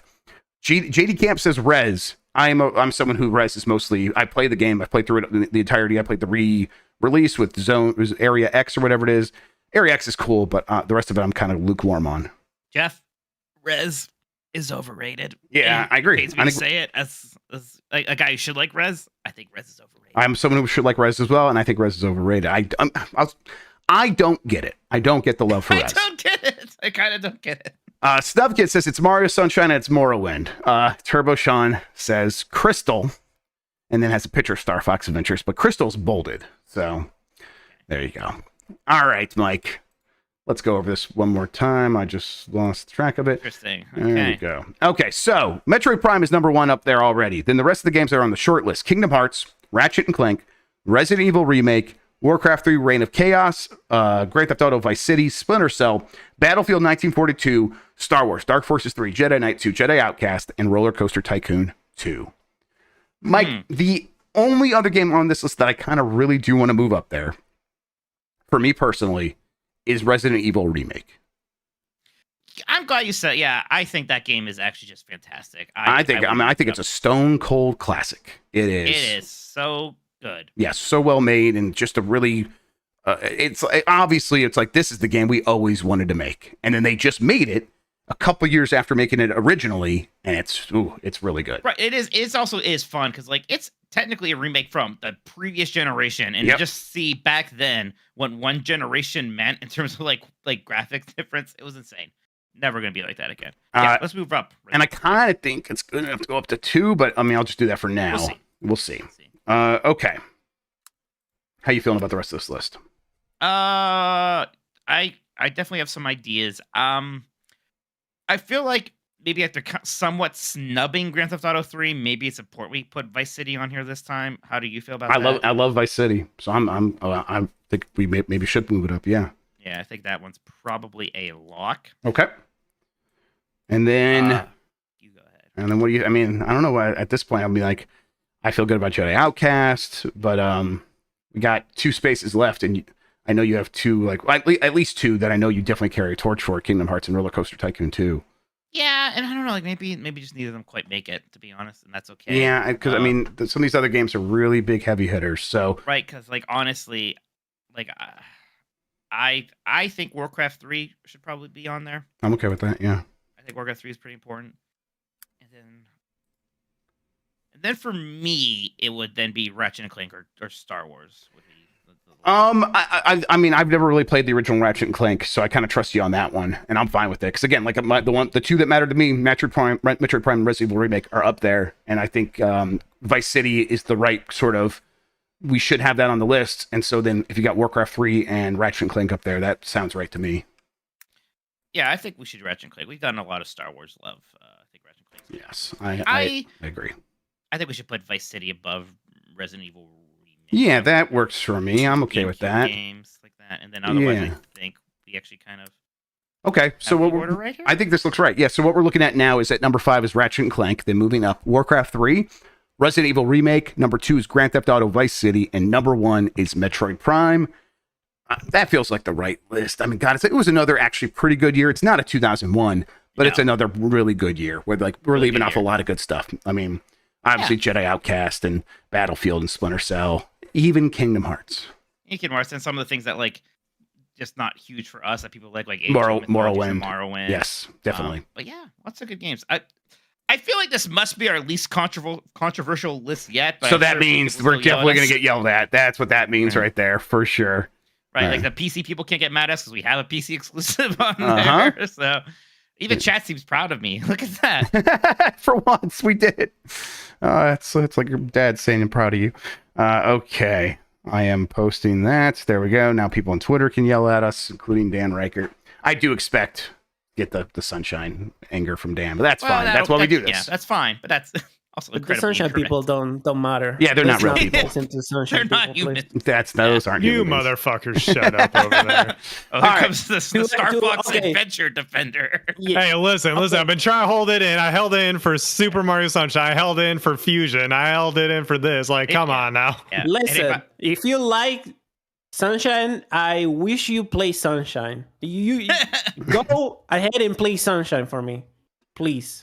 All right. Talking to a speedrunner. You shut the fuck up, Christian. Take one more break. Come back. I can maybe talk about more combat a little bit. And sounds good. Let's do that. Up here. All right, the break is happening. Oh my God, I played Sunshine not that long ago. That game sucks ass. It feels so wrong to control. Suck ass. Better than most games this still. man has weird opinions. I don't know. I don't know what he's doing. Listen, play it.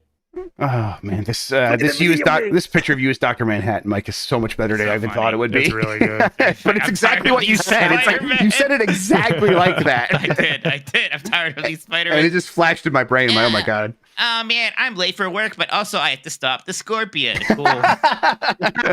Wow. Real deep stuff. Well, somehow you had to like connect with the character, you know? You need to feel. Mike loves those first 100 issues of Spider-Man. Like, so I loved it. Yeah, I loved it reading it in like the 90s, and I bet people loved it in the 60s. Get some new material. Mike's like, Spider-Man's bad because I'm old and I've heard this story before. Incredible. All right. They announced a new Contra game that happened. Yeah, that's right. We didn't even talk about that. Oh my God, these kids are pounding up there. Okay, let's bring it back in.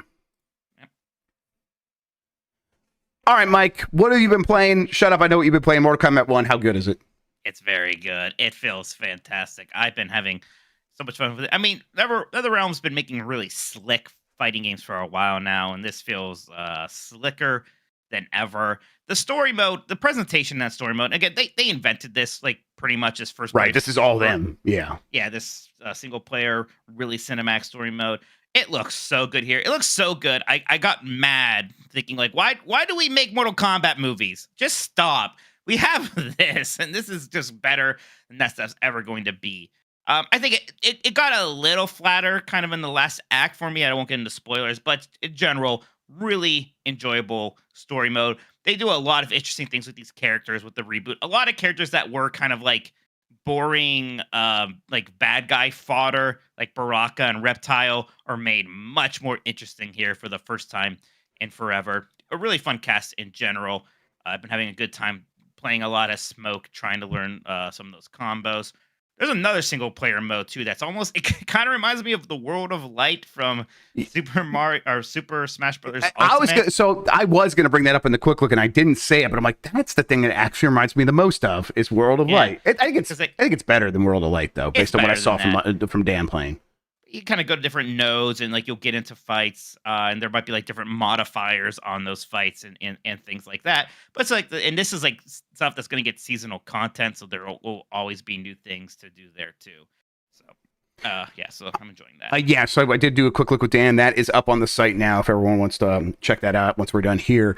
It looks so good. There is there's a handful of great fatalities, and obviously that stuff like wears out its welcome pretty quickly, and yet it's still a reason to care about Mortal Kombat for me. I was very happy about Cyrax, right? That's his name. Yeah, that's what I was about to bring up, because Cyrax is actually who I've been using as my of course, because it's great. So it's fantastic. I mean, they gave Cyrax Robot Smoke's fatality from Ultimate Mortal Kombat 3, which is the best one. And that's like what I want for fatalities, actually just kind of stupid, silly stuff. Yes. And a lot of the cameo fatalities are more like that as opposed to like the real gruesome body horror. I got one, or Dan showed me one that is just 1,000,000% itchy and scratchy. Just incredible. Swinging someone around and the flesh coming off, and it's just I was so happy because I'm like, this is people just have like making a fun stupid thing and trying to give you joy through it, and I really like what I saw. I'm excited about how much it seems like there is in this game for someone who's going to play mostly solo. And then maybe tons of solo content. Yes, they've always been so good about that. And, like I love Street Fighter 6 a lot. I think I ultimately preferred like the game feel of Street Fighter 6. Sure. But this is more fun to me than Street Fighter 6's like world tour thing or whatever. This just works better for me. Yep. So that's out now for early access people. $110 if you got it. Drop it and go ahead and play it. But it'll be out for everyone next week. I'm looking forward to like just doing a lot of stuff with this. We'll play some online when we get a chance. There's no crossplay at launch, they said, right? So that's kind of a bummer. That's a little frustrating. Oh, really? Yeah. That's too bad because I probably can't like play with Dan because I have it on Xbox. I assume he got it on PlayStation. Incorrect. He got it on Xbox. Oh, well, hell yeah. And that's the codes we're getting. We're getting Xbox. So it means Jan won't be able to play with us, but that's, that's sad. Yes, it is. We'll maybe try to, you know what? We should just get him an Xbox Series S. Get him Xbox code. We have to do that Mortal Kombat tournament because I think I can win it. Wait, Sean can enter it. I still think I can win it. You're going down, Sean. How dare you have this confidence after I destroyed you in Street Fighter? Although Mortal Kombat's a little bit tougher for me, actually. Okay, yeah, I'm looking forward to this. I'm gonna make that happen. I have a question. Please. Yes. I like the crypt on 11. Do they have that here, or is it like another? No, system? It's more like the thing they were talking about at the top that they compared to Mario Party. That's the replacement for the crypt. Kind of, and okay. then, but like you earn coins from doing things, and like for every 1,000 coins you can spend on basically getting one loot box, right? And there will be like either, like concept art or there's a lot of stuff to unlock. Costume. Yeah, sure, but that's gotcha shit. It's not as good as the old crypts. No. Well, anything else you've been playing, Mike? Just more Sea of Stars. Just still been really liking that. I finally slowed down Starfield a little bit, probably because Mortal Kombat, but I still want to get in and at least beat it. I'm curious if I'm going to really care about New Game Plus. Though, like I see what it's probably going to do, and like we'll see. Well, I want to see how it's executed personally. Yeah, I guess so. Right, exactly. Because like it's a video game, right? They could do a lot more with that idea than like a movie, but who knows if they do? And people just talk it up so much. I need to see it for myself. So, and I'm still having fun when I play it. But you're right. There's a lot of other things. I was just like looking at my list of games the other day because it's like I got so much I want to cover for work, and that I'm curious in. Like I want to spend time with Super Bomberman R2, and that's just not going to happen unless we play a little bit of it on UPF or something. Without being spoilery, there is a certain storytelling trope these days that has showed up in Starfield. And I groaned, and also it shows up in Mortal Kombat 1, and I groaned. I'm like, okay. Yeah, but it's just everywhere. Yeah, it's like, I think everybody saw a specific movie like 4 years ago, and now all of those games are coming out. And I'm like, all right, let's think of something new next time, guys. Yeah, but like, there's, like, I would even play Motorfest. I go, although I didn't see the reviews for that. Did people seem to like it? I hope so, because I think I had it in my league. Let's see, what did the Crew Motorfest get, because I took a chance on the Crew Motorfest here. 84 Mikey is so hot right now. Mikey's gonna win Fantasy League. Let's fucking go. Hell yeah. That's pretty good, actually. That's gotta be actually better pretty than good for that. It's gotta Are be you better than buying the other this shit crews. for $1? How are you getting away with this? No, because everybody's like, the Crew of jokes. I'm like, had $2 for the Crew, and I get it. I get it. Hey, Mike League, step it up. Yeah, I'm trying over that's here. absurd. I had such a hard time getting anything in my league. God damn it. Oh, my God. Mikey gonna win. I'm gonna win. Oh, of course, the Wario I'm the game winner. mess. You guys are letting them get away with crimes over here. I'm in first point right now, and I'm projected for first place. Let's go. Thank you, the Crew. I'm gonna play that game now. I bet it's great. You're gonna be like, I have such good feelings about this game just because it's helping you win, of course. Yeah, exactly. Yeah, I am corrupt after all. I'm gonna write a review and give it 100, get it even higher. Oh, look at that. We did. Oh, okay. We had a bunch of people watching on YouTube apparently for a thing, and that's nice. Okay. Let's see here. I've also been playing a ton of more Armored Core 6. That bug has been fixed for me, so now I'm like feeling good about keeping my progress. So I'm still playing on the Ally, although I'll probably turn Cloud Saves back on because I want to play a little bit on the actual PC. That game continues just to be fantastic. And then it's kind of been hard to have any time for anything else because I've had the kids 24/7.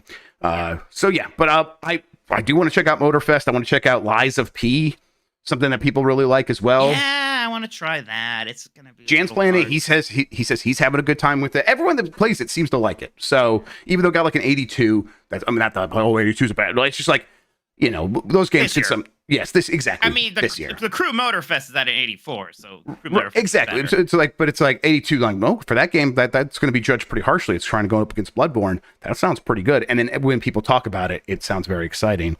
And then I got like stupid bullshit like Heavy Duty Challenge, another truck game.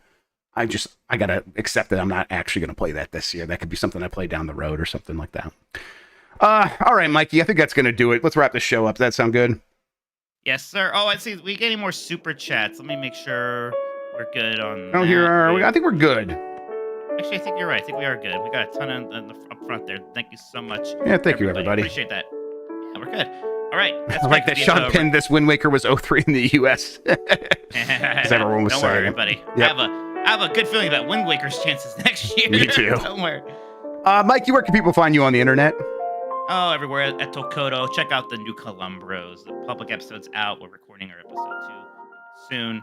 And then 90s Disney, we actually recorded a 0.5 reacting to all the stuff that they announced at Destination D23, a lot of new park stuff. So that episode should be coming out pretty soon. 90sdisney.com. I'm Jeff Grubb everywhere except for Instagram, I guess, where I'm Jeffy Grubb. Yeah. I don't know. Hang out. I want to stream more on Twitch. I don't know when that's ever going to happen. A big part of it is like a lot of the games I have been playing are stuff that's like they've been embargoed for a long time. So that like makes it more difficult. Embargoes are funny. It's funny how embargoes can sometimes give you indirect information. Yeah, they are fun. They're strange sometimes how they do that. That's good stuff. It never happened before. It's never happened, but it's funny if it would happen. I would laugh. Oh, I think later tonight, guys, I'm going to stream some F-099. So check out my Twitch tonight. Ooh, that'd be fun. I would like that. And a bunch of stuff happened on Giant Bomb tomorrow. We're going to do the voicemail dump truck tomorrow. So if you're like, why didn't that happen? That's going to be happening then. And then a lot of stuff today. Yes, and then we'll do UPF tomorrow and the F-099. Jeff 099 will be on there along with a whole bunch of other things probably because we got a whole bunch of stuff we want to catch up on. I think I might make Jan play Lies of P. I would like to see that. I almost fainted when that F-099 trailer happened and Dan was like, does F-Zero have good music? He was I thought he was doing a bit. I don't know. Let's ask him. F-Zero. Let's ask him. Because I hope he was just like put it on like airs or whatever that is. It's like, oh, this is good music. Of course it is. It's some of the best music. F-Zero. It's F-fucking-Zero. Basically its whole point. Yes. God, I love F-Zero. Thanks for watching, everybody. Till next time. Goodbye.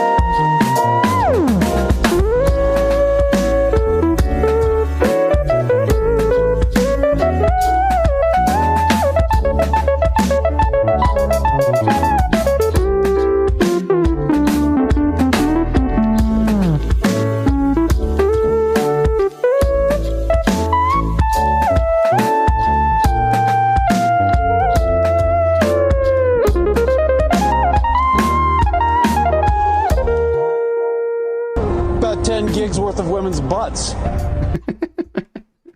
Mainstream penetration.